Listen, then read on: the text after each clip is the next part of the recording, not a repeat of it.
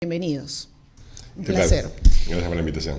Gracias. Es importante, primero, para saber todo esto, sí tiene que ver el programa. Lamentablemente tenemos que poner un rótulo a los programas de gobierno, al modelo económico. Estaba repasando la Constitución y tiene que ver la Constitución, porque creo que, no he leído mucho, Carlos, pero se le ha escuchado en algunas ocasiones y tal vez algunos más o menos pueden predecir su programa. ¿Ah, sí? Vamos a ver qué acontece ahora. Pero he leído, por ejemplo, el de Farid Matuk, y encuentro que hay podrían haber algunas sorpresas. ¿En qué modelo estamos? Porque para saber hacia dónde vamos, precisamos saber dónde estamos. ¿Queremos reforma económica? ¿Queremos reformar la Constitución? Primera pregunta. Farid, por favor. Bueno, respecto al capítulo económico de la Constitución, yo he señalado varias veces que esto es un residuo soviético. Las constituciones capitalistas convencionales no tienen capítulo económico. La de Pinochet en Chile, emblemática, no tiene capítulo económico. Y lo que ocurrió es que los militares, el 79, que fue una constitución tutelada, metieron una sección económica, y el 93... lo que era blanco lo pusieron negro, lo que era negro lo pusieron blanco y dejaron un capítulo económico. En realidad, las constituciones capitalistas convencionales, tradicionales, de todas partes, no tienen capítulo económico y por lo tanto es innecesario un capítulo económico.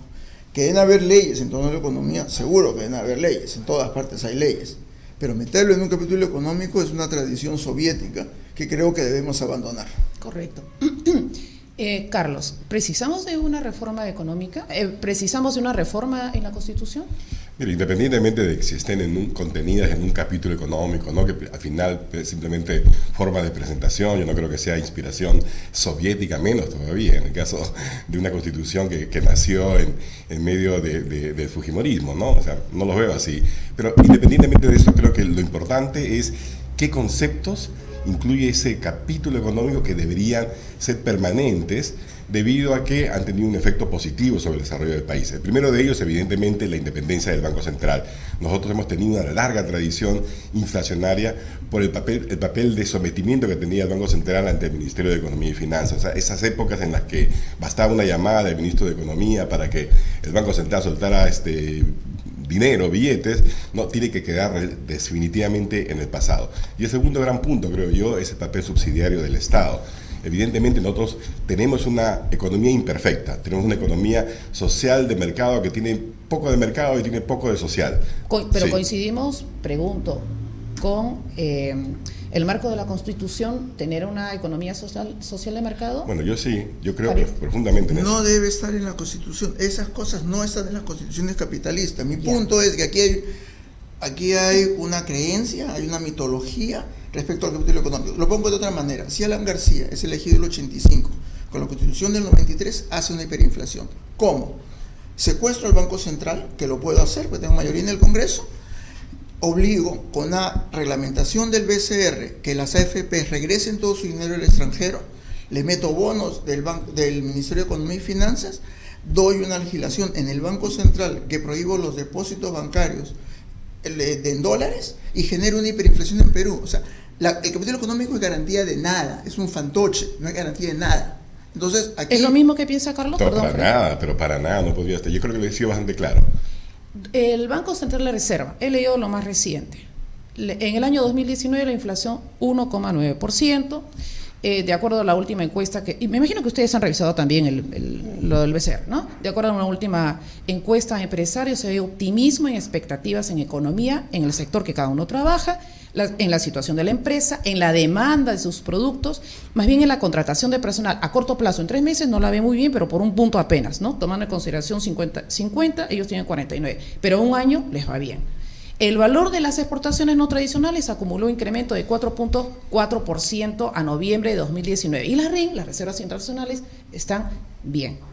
Generación, si lo leemos, y ustedes son economistas, saben más, pero hay que traducirlo a la población. Así, ¿cómo generamos riqueza? ¿Cómo la invertimos? ¿Cómo la distribuimos? ¿Esas no son las preguntas que debería hacerse cada ciudadano para lograr un bienestar económico? los dos coinciden, tienen propuestas. Él, por ejemplo, Farid Matuk, tiene varias propuestas. Algunas podrían ser amenazantes a la propiedad privada. Yo he hecho mi tarea, o sea, lo que yo pienso, yo lo escribo y ahí está. Correcto. Al que le gusta, le gusta, al que no le gusta, no le gusta. Pero por lo menos hay un planteamiento. Yo he hecho mi tarea. Carlos, Yo también hago mi tarea. ¿qué propone? También he escrito regularmente sobre estos temas. Mira, como dije hace un rato, tenemos una economía imperfecta. Pero las cifras están bien, ¿no? No, no están bien. Yo creo no, para nada. O sea, ¿qué está mal? Hay ¿Qué está demasiada, mal, primero que hay demasiada autocomplacencia. ¿Ok? O sea, nos felicitamos por crecer a tasas de 2,5%, 3%. Tener una inflación, tener un tipo de paridad Sí, cambiaria. está bien, todos esos temas están bien, pero no son suficientes para una economía que cada año lanza al mercado laboral 300.000 jóvenes que están buscando trabajo, ¿no? De calidad, etcétera, que no existe. Ya, estamos mal en empleo. Estamos mal en qué más? En varias cosas. Tres cosas principales. Bueno, Carlos, empleo, lo otro es la ineficiencia, ¿no? Del gasto público. Hemos tenido y tenemos presupuestos grandísimos que son mal ejecutados, mal conceptualizados, ¿no? Y que producen mucha obra, sinceramente, que son elefantes blancos, o sea, pero entonces tenemos ¿no? recursos.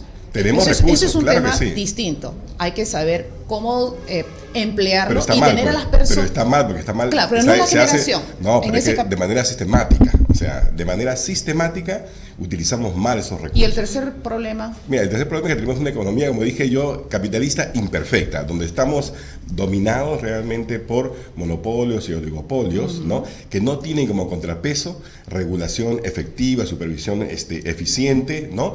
Y que esté orientada a velar por los intereses del ciudadano. Eso no existe. Por eso que tenemos lo que tenemos hoy en día, ¿no? Tasas de interés altísimas, tarifas de internet carísimas, medicamentos carísimos, ¿no? Como no sucede en otras sociedades capitalistas también. Correcto. A ver, Farid, ¿coincidimos? ¿Coincide con Carlos? Bueno, en esos tres lineamientos. Bueno, yo creo que un problema central para conocer el bienestar del país es la carencia de independencia de la Oficina de Estadística, que no nos da cifras ciertas y que es un problema que se arrastra de mucho tiempo. Por ejemplo, vivimos en la ficción de una reducción de la pobreza increíble que tiene credibilidad social nula. Ese es un problema material. El otro hecho es de que no existen estadísticas que desdoblen el crecimiento entre los quienes les va bien y a quienes les va mal. O sea, no vemos que las tiendas de lujo del Jockey Plaza hayan quebrado. Entonces, cuando uno ve eso, supone que hay clientes, porque las tiendas no se ponen de adorno. Entonces, hay una capacidad adquisitiva de productos costosos que subsiste, mientras que por el otro lado, en la base de la pirámide hay una pérdida de ingresos, que significa que los que antes iban a un doctor privado ahora van al hospital público, los que antes podían pagar un colegio privado ahora buscan inscribirse en un colegio público, porque en la base de la pirámide hay una reducción de ingresos que no es documentada. O sea, uno la puede dar ejemplos innumerables, pero el gobierno tiene la responsabilidad de documentar esta realidad y se abstiene de hacerlo. Entonces, yo creo que el problema central es que, por un lado, en el término agregado de Perú, somos el mejor país de la región del siglo XXI. Eso es cierto. ¿Por qué se debe esto? Yo sostengo que se debe porque el Banco Central, a fines del 2001, acordó anclar la inflación entre 2 y 3%. No es por la Constitución, es por el acuerdo del Banco Central. Eso es básicamente mi percepción de la economía. Correcto. Cuando yo hablo de la Constitución es que muchos temen que al retirar este capítulo, ¿no es cierto?, que garantiza, qué fácil, ustedes ya lo tienen que haber leído. ¿Por qué nos estamos refiriendo? Artículo 58, la iniciativa privada es libre. Se ejerce en una economía social de mercado. Los dos coincidían en retirar esta línea. ¿En retirar? Dijeron que no estaban de acuerdo con que esté escrito en la Constitución. No. Por eso, entremos a la definición. No, pero es que no digas cosas que no he dicho. Yo en ningún momento he dicho que no debería estar. Yo lo que estoy haciendo es una crítica a la diferencia entre lo que está escrito y la realidad. Correcto. ¿Okay? Ese capítulo, esta línea no la modificaría, no la retiraría. No la modificaría. La respetaría. Lo que trataría de modificar es la realidad. ¿no? No, la realidad no. Lo que trataría entonces de ajustar es la tuerca de las funciones de las instituciones. Pero para cambiar tutelares. para cambiar la realidad, tienes que ponerle entonces regulación efectiva, ¿no? Tienes que realmente tener en cuenta los intereses de los ciudadanos, ¿no? Entonces, eso es. ¿Estuvo usted en el CEPLAN? Sí, claro, yo fui presidente del CEPLAN. Estuvo en el periodo anterior, Sí. cuando era mandatario el señor Ollantumala. Efectivamente, 2 años, 3 meses. ¿Existían esos inconvenientes? Pero por supuesto que sí. ¿Y qué se pudo hacer? A ver. ¿Usted estuvo Sí. en alguna parte donde podía discutir? Me encanta la pregunta, ¿no? Porque efectivamente, si el CEPLAN fuera lo que en apariencia debería ser, es decir, una institución empoderada para poder guiar el destino por lo menos de largo plazo, ¿no? Con el presidente de la República, el primer ministro, etcétera, sería fantástico. Pero lo que descubrí en el camino es que no es así, porque el CEPLAN no está empoderado. Porque tú puedes darle todas las visiones de largo plazo, puedes indicar todas estas cosas que yo he estado indicando, ¿no? Pero no te hacen caso porque el presidente del plan tiene un rango como más o menos como viceministro, más o menos como lo que sucedió con el Instituto Nacional de Estadística, ¿no? Son instituciones que requieren ser fortalecidas, ser independientes y ser escuchadas realmente. Así que, bueno, todas estas cosas están escritas, se han puesto en planes estratégicos, ¿no? Que no los haya puesto en marcha quienes tenían la obligación de ponerlo en marcha, eso no es responsabilidad mía. Correcto. El tema, empecemos. ¿Estamos generando de manera adecuada riqueza? Yo creo que no. Farid. Yo creo, nuevamente insisto, el Perú del siglo XXI es la mejor economía de la región. Sí estamos generando riqueza. Estamos generando riqueza. Correcto. El otro ¿Para qué cambiarlo problema entonces? es, Estamos generando, si es la mejor economía de la región. insisto, en el Perú somos la mejor economía de la región por la decisión del Banco Central de anclar la inflación entre 2 y 3%. El problema es, la torta en el Perú crece como en ninguna parte. El problema es que dentro de Perú hay unos que se la están comiendo en exceso y otros están recibiendo menos. Distribución. Entonces hay dos problemas. Uno es el tema Perú y otro es qué cosa es lo que ocurre dentro de los peruanos. Entonces, lo que ocurre dentro de los peruanos, una de las propuestas que yo planteo es que la presión tributaria se tiene que duplicar para que el abastecimiento de servicios de salud, de servicios de educación, de servicios de seguridad, el número de penales, de todo, tenga que cubrirse. Y los impuestos salen de esos que tienen capacidad adquisitiva de comprar en las tiendas de lujo del Yokai Plaza, que hay harta plata. O sea, por ejemplo, en un supermercado como WOM hay jamón español de 956 soles el kilo. Comprar jamón de 956 soles el kilo y no lo traen para adornar, lo traen porque hay una capacidad adquisitiva real. Y hay quesos de 500 soles el kilo, hay alguien que tiene dinero en el bolsillo. Pero ojo que es la pirámide, es la cúspide de la pirámide. Pero es una economía capitalista justamente, donde hay libertad de comprar. Lo que tenemos que hacer es generar para que más gente sea capaz de comprar esas exquisiteces. Es correcto, ¿no? en eso sí estamos de acuerdo. No sé, porque debe haber más. Vamos, la felicidad de uno no se construye sobre la infelicidad del otro. No la felicidad del uno, el capitalismo tiene impuestos y aquí los impuestos son subcapitalistas. Los impuestos acá son infracapitalistas. Aquí es tener impuestos como en Europa, nada más. No se pide expropiación de todo. Lo que se pide es impuestos como en Europa, nada más. Se lleva de encuentro ahí, por ejemplo, la propuesta de elementar el secreto bancario.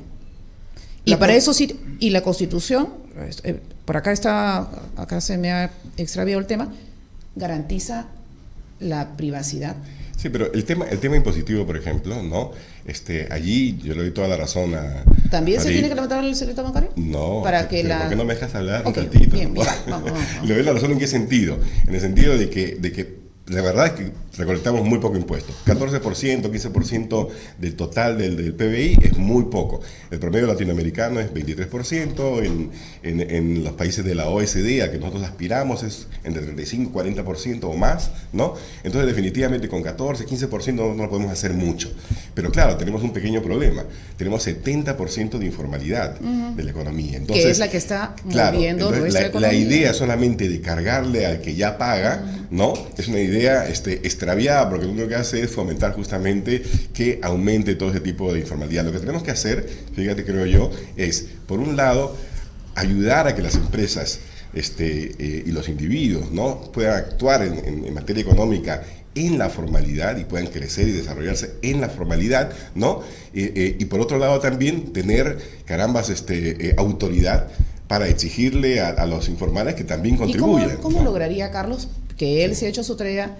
Sí. Él dice que ha hecho, y yo he visto, pero sí. él propone, y me gustaría que las enumerara. Sí. Alguno podría temblar. ¿Cómo podemos lograr que ese 70%, no como castigo, no como sanción, sino como atractivo, ingrese a la formalidad, sabiendo que la formalidad tiene sus costos? Pero por supuesto, a ver, mira, yo tengo un plan, justamente una propuesta muy específica, que es la creación de un programa nacional de capital de riesgo. La primera razón por la cual las empresas, sobre todo las más jóvenes, ¿no?, entran al mundo de la informalidad es porque no tienen, para comenzar, ningún tipo de incentivo para poder entrar en la formalidad.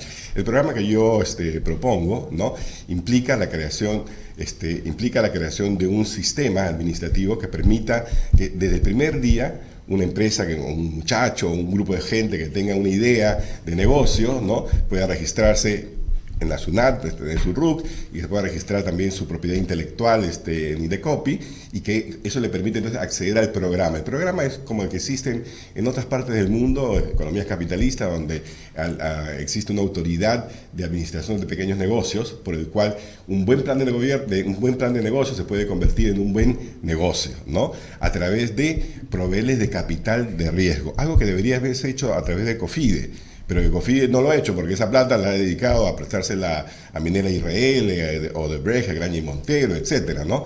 Entonces, un programa que sea ciego, para que no esté ciego, me refiero a que tú entras a un sitio web donde puedes, aquí está mi plan de negocio, analícemelo al otro lado, no, me lo aprueban, me dan la aceptación, con eso yo me voy a un banco y que el banco me financia hasta el 80%. Lo que acabo de describir existe en Estados Unidos, existe en Gran Bretaña, existe en Europa.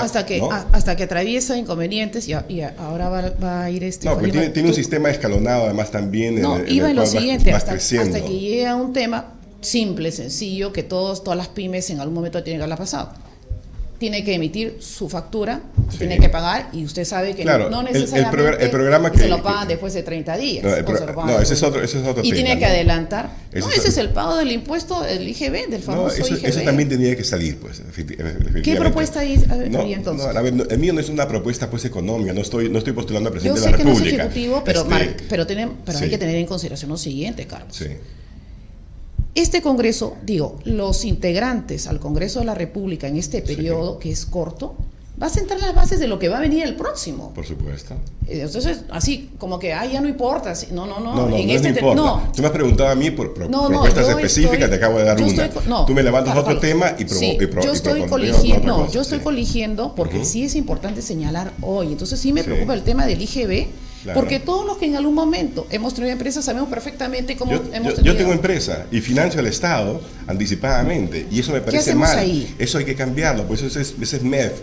Eso hay que negociar con el MEF, hay que poner en vitrina estos problemas del mundo real que pareciera que los técnicos del MEF no los viven, ¿no? Farid, por favor.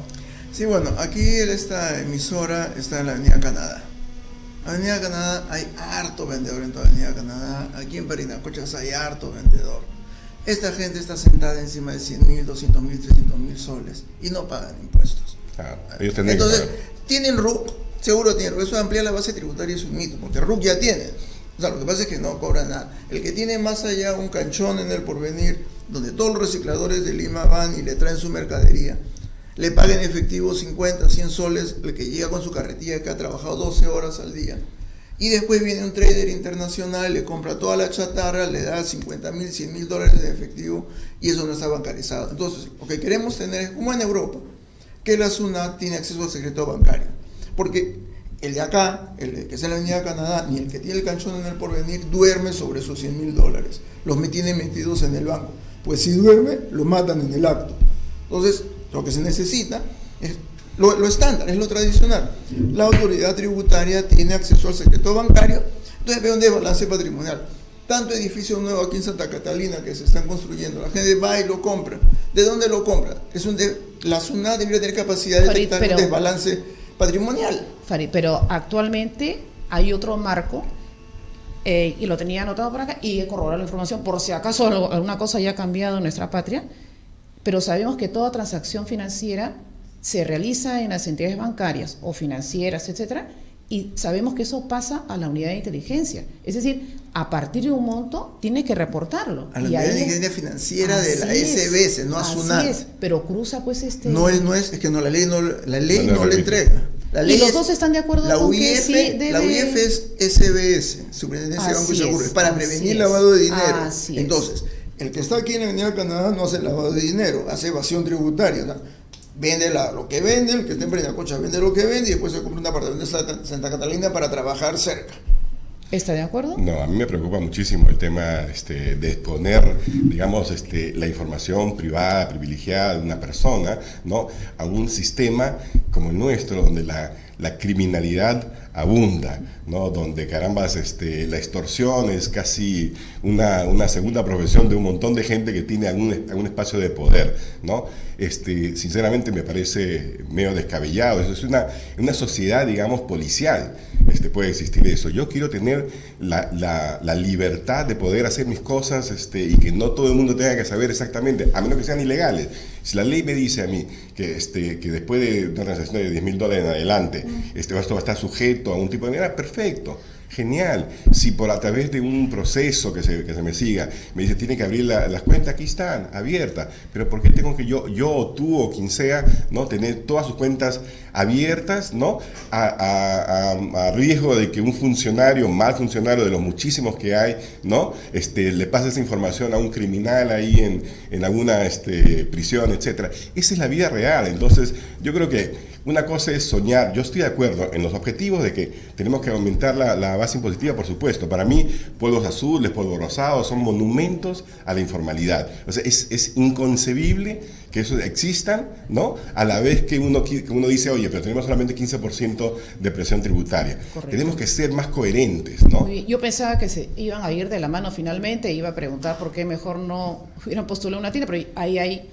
claramente alguna diferencia. Gente inteligente no tiene por qué haber, digamos, extremos. Ciertamente. O sea, No, yo pensé, vamos, que porque coinciden objetivos, el tema es cómo lo hacen. Por supuesto. ¿No es verdad?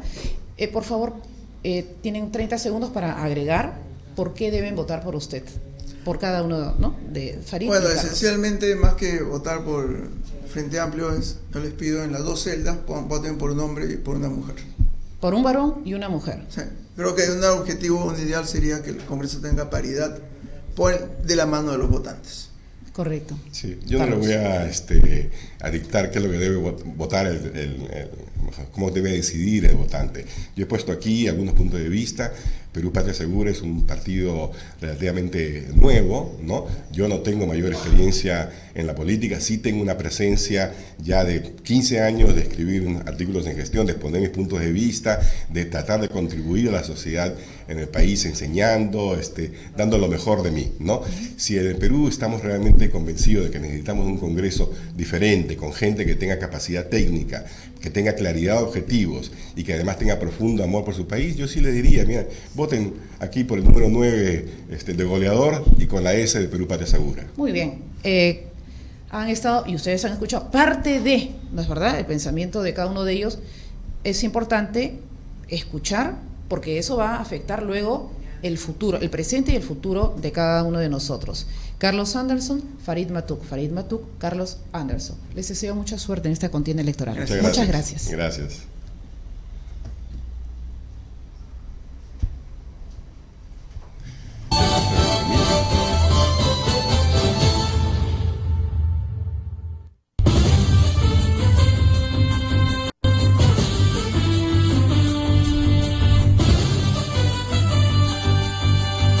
Elecciones